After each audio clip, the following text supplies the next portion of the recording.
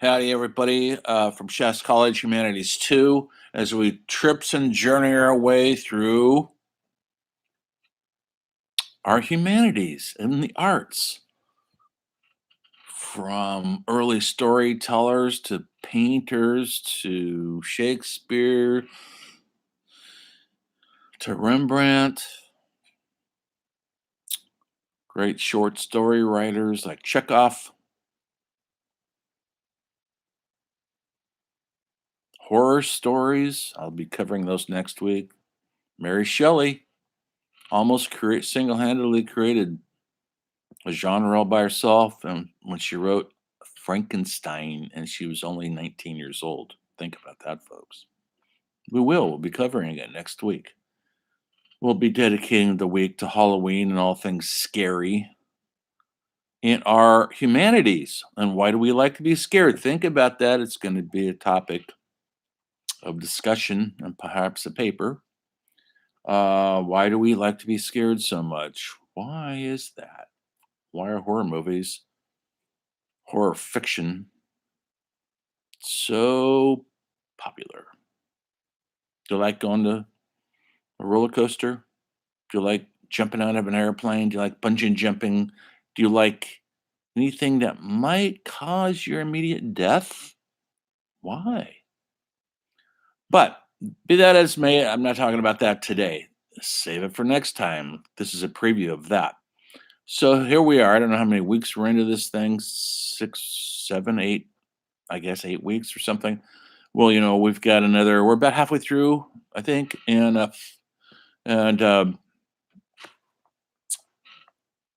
this week, besides, I just now got all your papers in.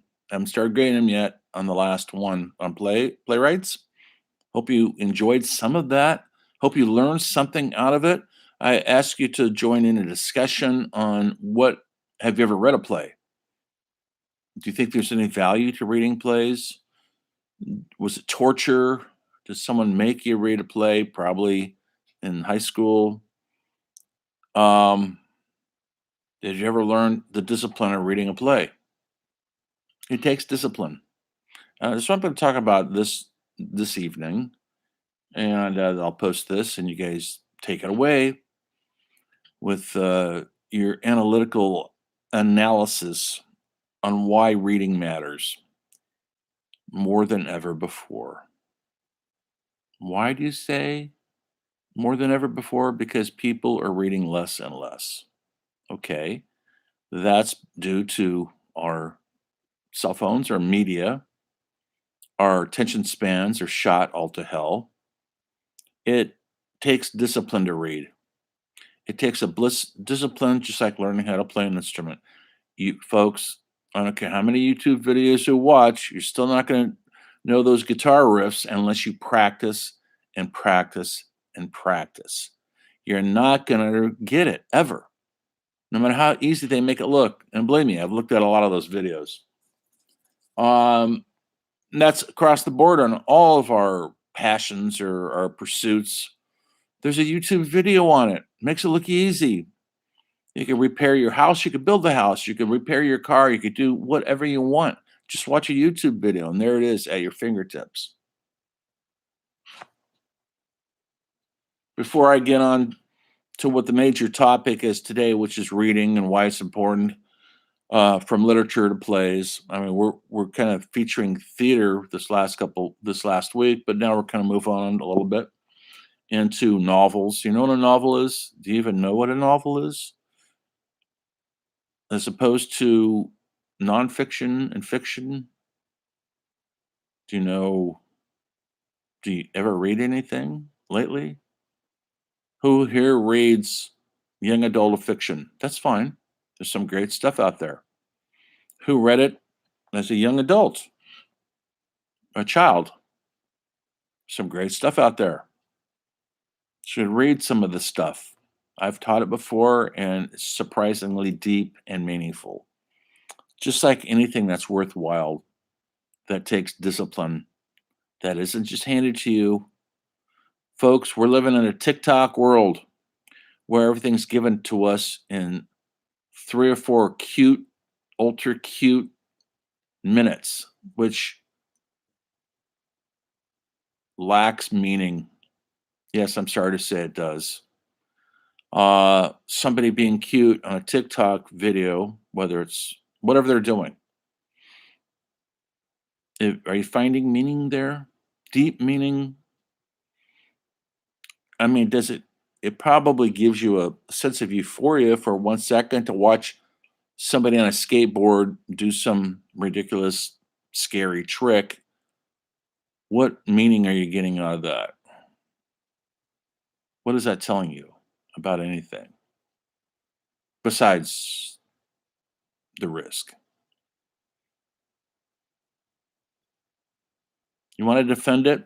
Defend it in a discussion. Maybe we'll have that discussion. Right now, I got a discussion going, but next week, maybe I'll have another discussion about our TikTok culture. Um,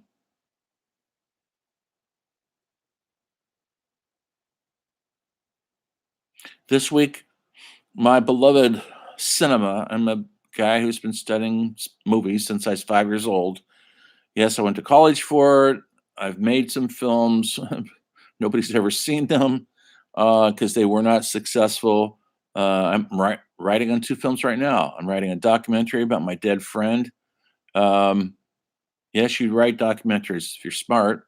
You just don't go out with a camera and start filming willy nilly. You've got to have some form of discipline and structure.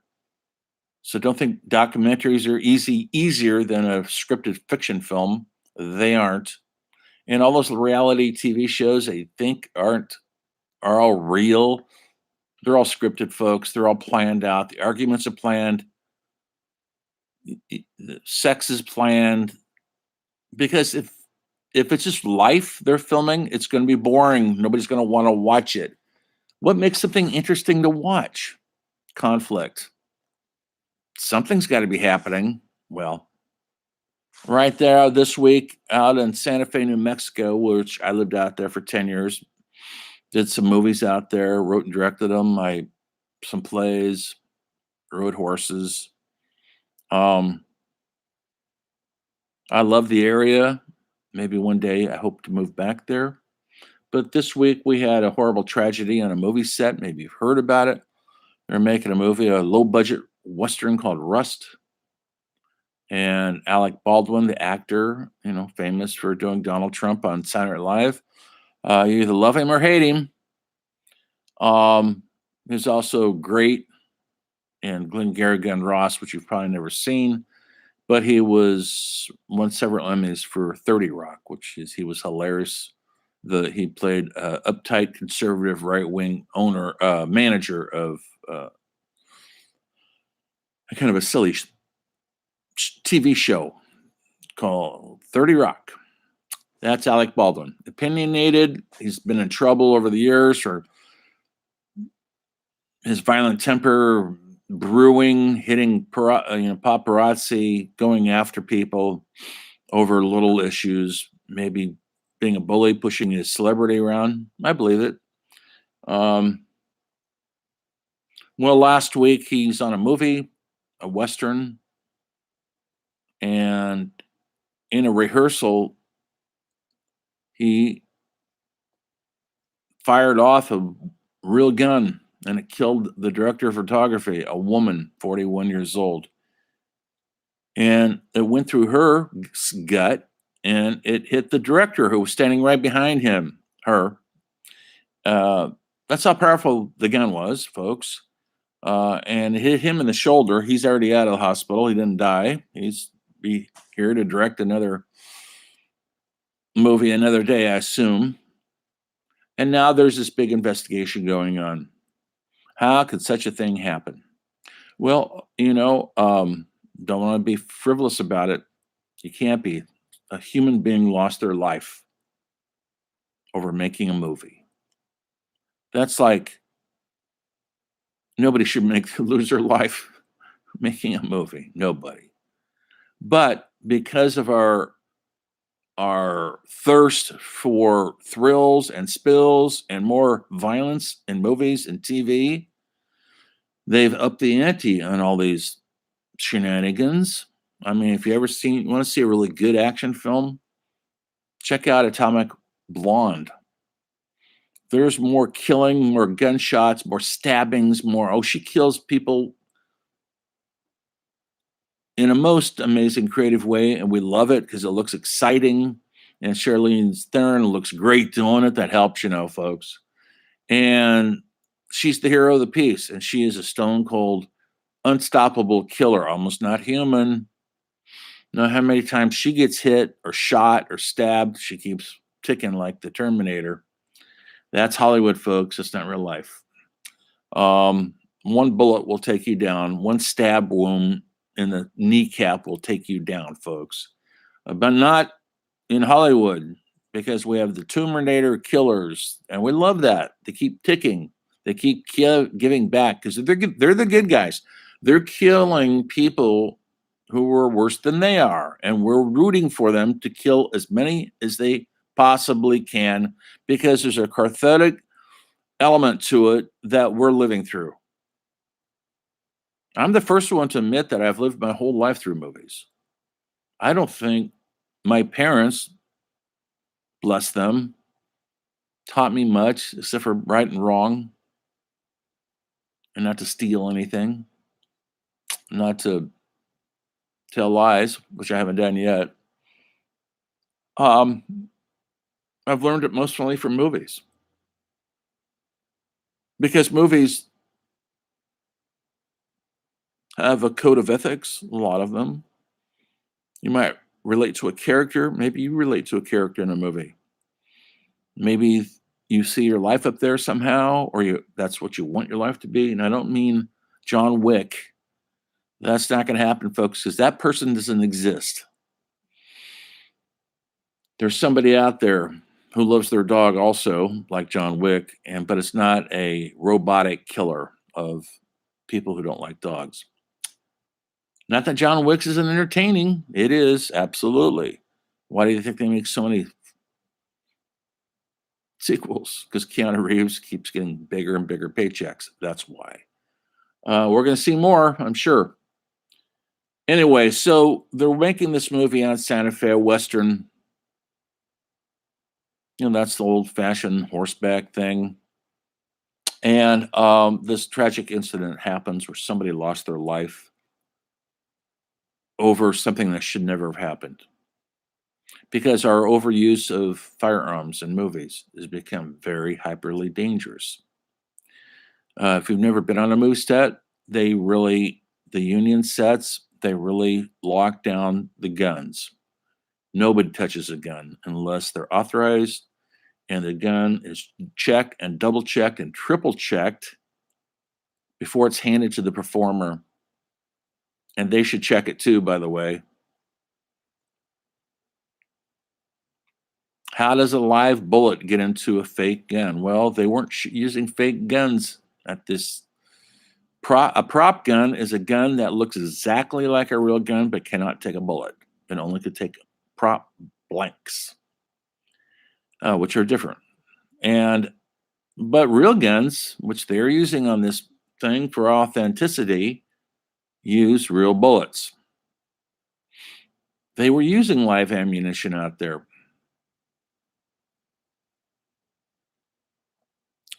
They were using, hang on a second. I've got somebody at the door. I'm going to answer it. I'll be right back. Let's go. Come on, sweetheart. Come on.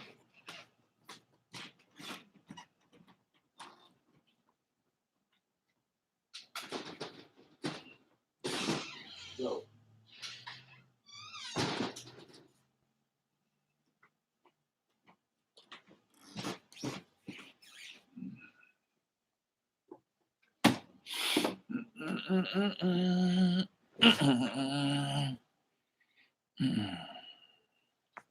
Sorry about that. Where was I? Real guns. And as is kind of natural with people, you're working on a movie, it's exciting. Working on a Western. Well, what do they do in Westerns now? It's all gunplay, all of it. Everybody wants to wear a gun, look cool like Clint Eastwood with a gun. The Old West had very few people that look like Clint Eastwood. Um, that's a Hollywood myth, by the way. Um, but that's all what we expect now from so many movies, especially westerns. There has to be an inordinate amount of gunplay in it, or we just won't be interested as an audience. Have you ever seen a western without any gunplay? I mean, you want to look at an authentic western? Look at Heartland. You won't watch it. There's an independent film came out in the '80s about people settling on a farm and farming.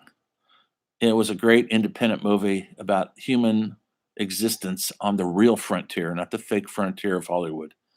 But nobody wants to see that. Nobody want as an audience, you want to see some cool gunplay. Um, as long as the bad guys killing the good guys killing the right people. Well, and they all know this, and so there's shenanigans going on the set. I've been on movie sets where actors, crew people are playing shoot 'em up with the guns. They're not supposed to, but it happens, folks. Because everybody wants to play dress up.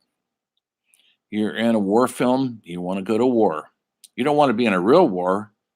You want to be in Saving Private Ryan, which is the good war. Fake Hollywood war, filmed in the coast of Ireland, by the way, not on the Normandy beaches. So, anyway, this horrible things happen now. Now it's in the middle of an investigation. Who's responsible? Everybody wants to point a finger to somebody. A human life is lost. There's going to be hell to pay. Um, maybe criminal negligence at the least. Mega financial lawsuit time. Nobody. They're already talking about changes. How do we make changes? That always happens over a disaster. People have been killed by guns before on a set. In the 1990s, they're filming The Crow. Maybe you've seen it with Bruce Lee's son. And he was shot with a live round in the chest. Dead. Nobody was charged with the crime. Nobody went to prison. It was Brendan Lee. It was a total freak accident that should not have happened. But it did because we're human and these accidents happen. So, who's responsible? At the end of the day, it's almost like, have you ever noticed when there's a major mass shooting, people try to understand the shooter? Yeah, the victims are just in the way, but we try to understand the motive of this person. It's like if we can understand their motive, we could stop it somehow. And half the time the motive is they broke up with their girlfriend, they lost their job. That's the motive. Humans, as we progress into the 21st century, we have more and more of our reaction to whatever we're going through: job loss, relationship loss, problems with our kids, problems with our parents, problems with our friends, not liking somebody's political attitude. The way we're dealing with it lately so often is through an act of violence. Somebody should not have to lose their life because you're arguing about politics. It's been happening, folks. Look around. African Americans should not have to get shot in the back by a cop for getting stopped for having marijuana on him. Happens all the time.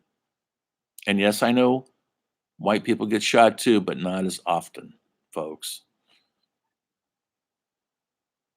You should be able to have a joint on you, not be executed, or go through a traffic light, or have the wrong registration, or have outstanding parking tickets. It shouldn't be a death um, sentence. We're a society right now that's in a free fall of lots and lots and lots of anger and violence. So perhaps we go to a movie to relieve some of that tension. And what do we go to watch? More violence. Um,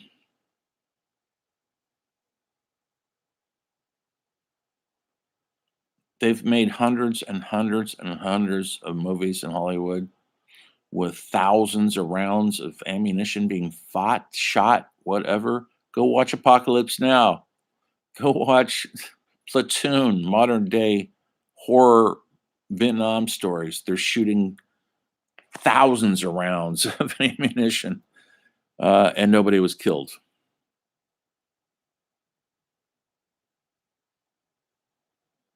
So that's what's happening in the culture right now. And I have to talk about it because this class is all about our humanity and the arts through the culture and how the culture is a mirror to the arts and the arts is showing who we are back to us. That's why we go, that's why we look at a movie or a TV show or TikTok or a YouTube video with your friends because you want to see who we are, try to understand our place in the world. Well, right now, the place in the world is to watch and rate and read the facts about this shooting before we're quick to judge. Because it's all easy to say, oh, I would have done it different. It wouldn't have happened if I was there. Well, you weren't there. Neither was I. Nobody, but the people who were there, they're trying to figure it out themselves. That's my cultural lecture about where we stand. If you care about any of the cultural arts, you got to care about this stuff. And how do you do that? You read articles, you read the newspaper online. I know you guys don't read a lot of newspapers. That's okay, but you can read them online, and you can find out, try to piece together the truth from many sources, not just one source. Just don't depend on CNN or Fox News to give you your opinion. Figure it out yourself by listening to all sorts of things and then coming to a rational, educated opinion on whatever the topic. Reading takes a discipline, just like learning piano, guitar, drums, whatever it is you're learning, violin. And it takes constant practice. You got to keep reading, or you lose the ability to essentially function, do it. And so then you start avoiding it by just looking at Instagram, by just looking at YouTube, we all do it. I do it. I read because I love it. Um, stuff goes in and out of fashion with me. Absolutely. Um, I'm going to read you an excerpt. If we're in class right now, I'd make one of you read it. This is a great book called Prince of Tides by Pat Conroy. Just going to give you an example, just an example of language and why it matters and why it enriches who we are and our understanding of who we are. But it takes an analytical mind to understand the prose of Pat Conroy, who was a Southern writer, had a very lyrical way of writing. That means his prose are very musical. This book is, I think, one of his most brilliant. I don't know if it won a Pulitzer Prize, but it should have. Anyway, in the past midnight, when I entered my sister's apartment on Grove Street, Sheridan Square appeared languid and surreal on a moonless night, and through it drifted those tasteless citizens of the after midnight city. Each night they crossed each other's paths with no sign of recognition. Always they moved through the plangent light in a ceremony of surprised nostalgia. Their faces had the glow of some interior, sustained equinox beyond the comprehension of strangers. Nightwalkers, unafraid. I had studied each of them as they passed me by, oblivious of me. I tried to mimic their expression, so ethereal, unsponsored, and original. But my face is a lousy actor. They know how to walk in a great city, and I did not. Outlander, visitor. I could smell the sea as I entered the lobby of Savannah's apartment. Old familiar scent of the eastern seaboard roaring up the avenues.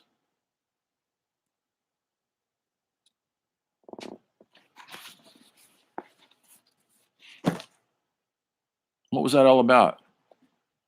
Could he have said it with different language? Of course he could. Could he have texted it to a friend and left out some words that you probably have to look up in the dictionary? Languid. These are poetic choices that makes his prose writing what it is, unique. His voice, and he had a voice. Writers have voices. Yes, it's written on words on a page, but if you read it out loud, you can hear it. I didn't do a very good job. I should have read through it a little.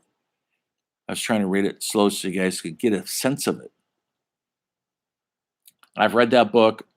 They made a really lousy movie with Nick Nolte. Was really good in the movie. The wrong director directed it. No offense, Barbara Streisand, but you weren't the right director. And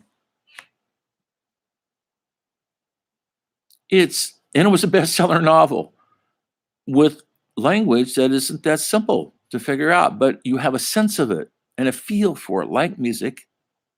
Whether you understand each word or not, it has a feel to it that you understand that this guy, this character, is walking into a strange town. He's a stranger in a strange land.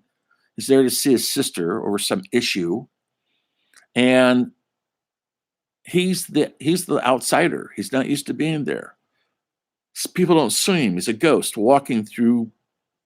Have you ever felt that? Do you ever feel like nobody sees you?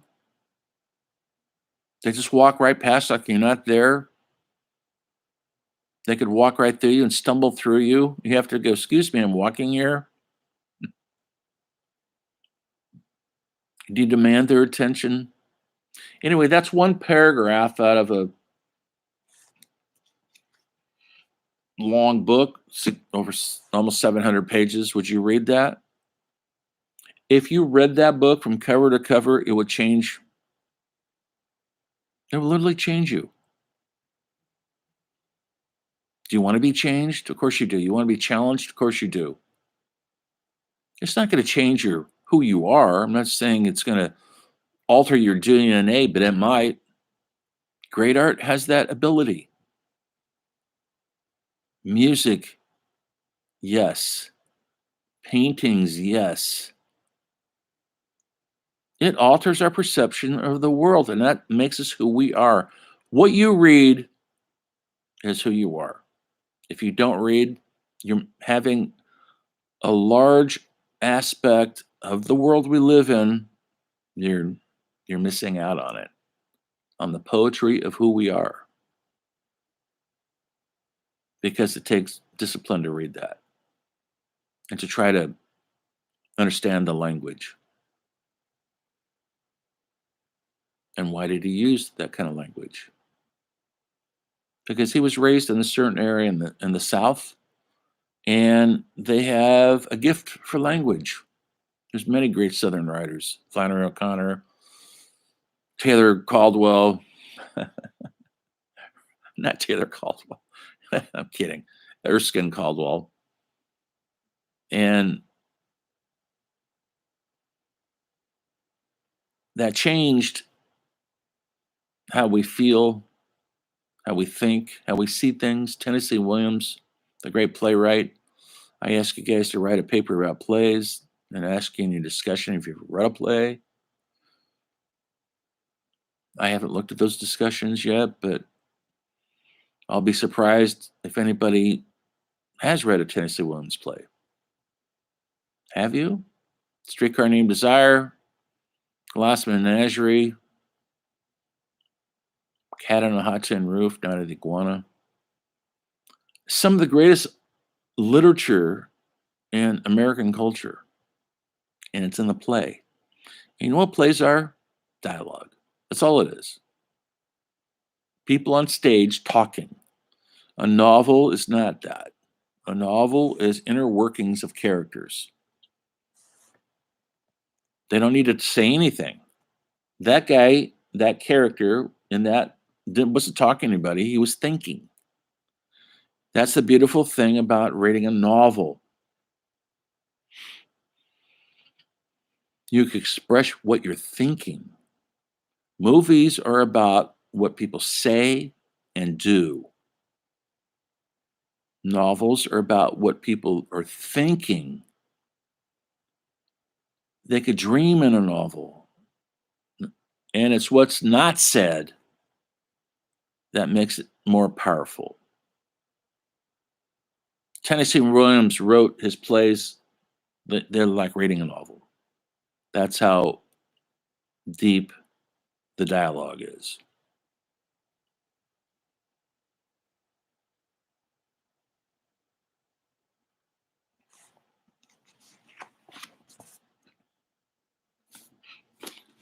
Let me look here.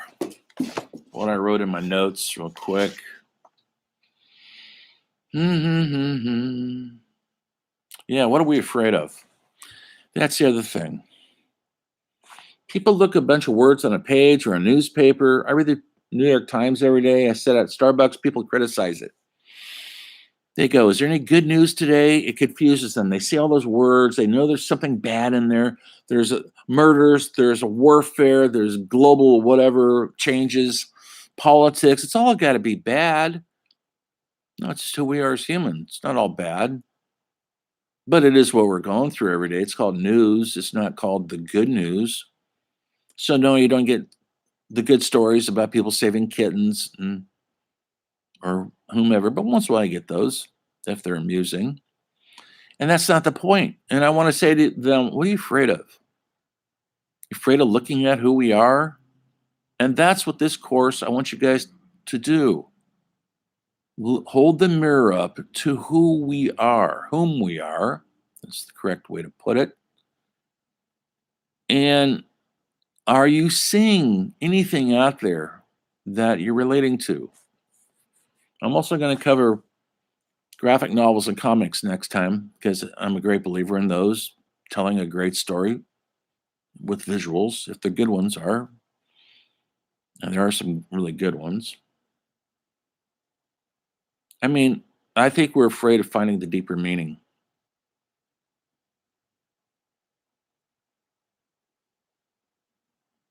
There's a deeper meaning than a 5-minute cute TikTok video of somebody dancing on roller skates with sparklers. That can give you a moment of entertainment and joy.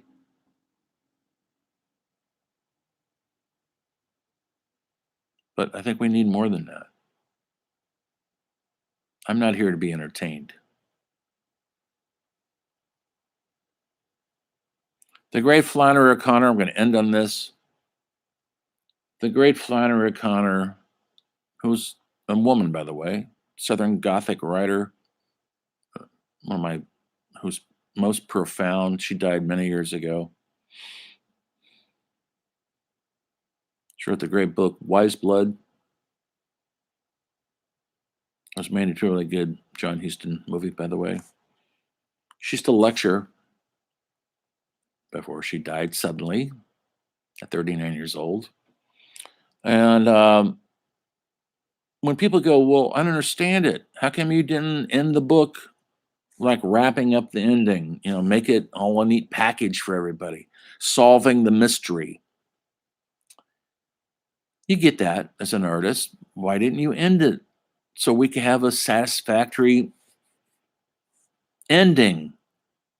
And she said, it's not our job as writers to solve the mystery. It's our job to deepen the mystery. So here's to it, students, to a deeper mystery. It's out there. Keep searching for it. Never stop searching.